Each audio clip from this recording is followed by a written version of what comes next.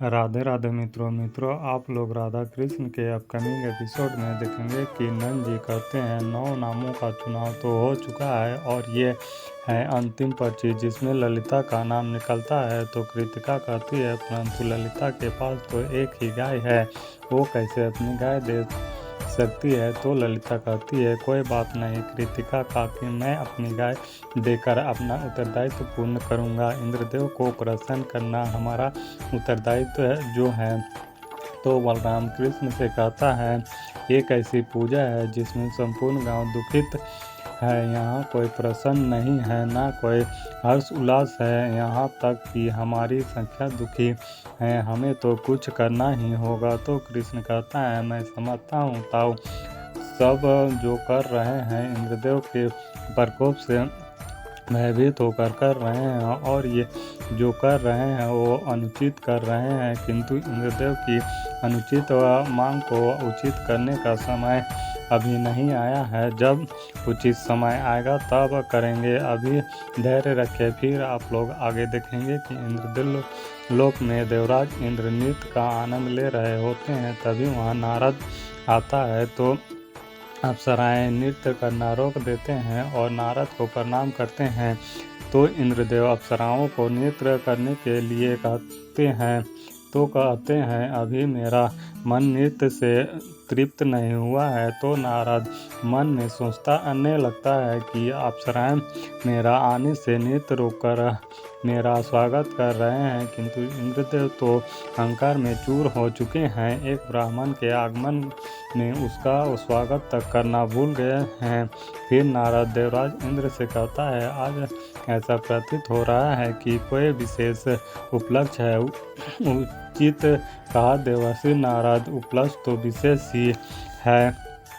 मैं वृंदावन वासियों के भक्ति से अपार प्रसन्न हूँ। वृंदावन वासी की श्रद्धा को देखकर मेरा हृदय आनंद से भर उठा है। तो नारद कहता है क्षमा करें, किंतु ये कैसी भक्ति है जो भय से उत्पन्न हुई है। तो इंद्रदेव कहता है भक्ति और भय में अंतर ही क्या है। वैसे भी मेरा महानता और शक्तियों से परिचित होने के अलावा मेरे लिए क्या अनुचित होगा। वैसे मुझे स्मरण हुआ है कंस से भेंट करने वाले थे ना। तो नारद कहता है जी हाँ देवराज इंद्र, मैंने भेंट भी की और आपके इच्छा अनुसार आपका संदेश कंस तक पहुंचा भी दिया है। वो तो समझ गया है कि आप कितने शक्तिशाली हैं, कदाचित इसलिए आपको प्रसन्न करने के लिए उसने तपस्या करना भी आरंभ कर दिया है। तो इंद्रदेव कहता है देवऋषि उसे ऐसा ही तपस्या करने दीजिए,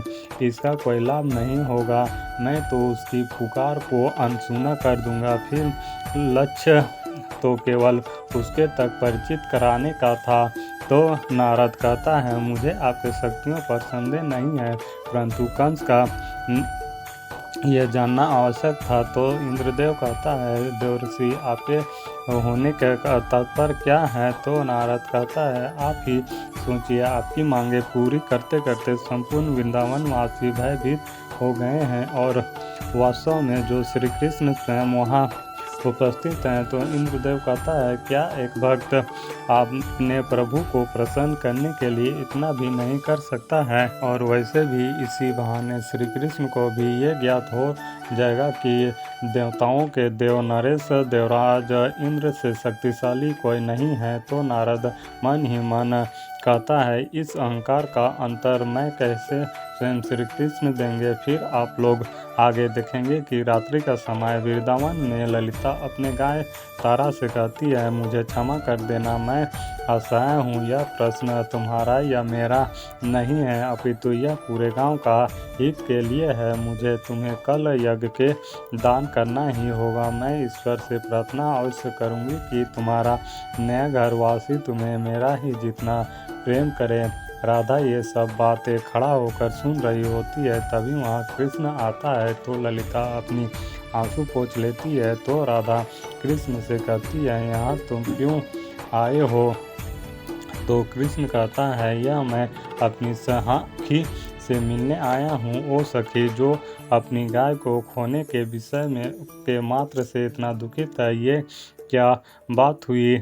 मैं यहाँ आपके समक्ष दुख को हरने आया हूँ और आप सब मुझे ही दूर कर रहे हैं। क्या हुआ, अपने सखा से नाराज हो? तो राधा कहती है, मजाक छोड़ो कृष्ण, ऐसा नहीं है कि वृंदावन वासियों की उदास तुमसे छिपी हुई नहीं है। घोषणा होने से पूर्व सब कितने प्रसन्न और उत्साहित थे इस यज्ञ को लेकर, किंतु इंद्रदेव का बड़ा आहुति मांगी है, तब से वृंदावन में कोई प्रसन्न नहीं है। हमारे लिए, हमारी पशु परिवार के लिए एक अभिन्न अंग की भांति होती है। ललिता के लिए तारा भी उसके परिवार की भांति ही है। तुम तो जानते हो ना कृष्ण की कितना प्रेम करती है गाय से। तुम ये बताओ कि क्या इंद्रदेव की मांग अनुचित नहीं है? तो कृष्ण कहता है, सत्य कहा राधा, ये अनुचित है, किंतु ये न्याय शीघ्र ही न्याय का रूप लेगा। फिर आप लोग आगे देखेंगे कि सुबह हो जाता है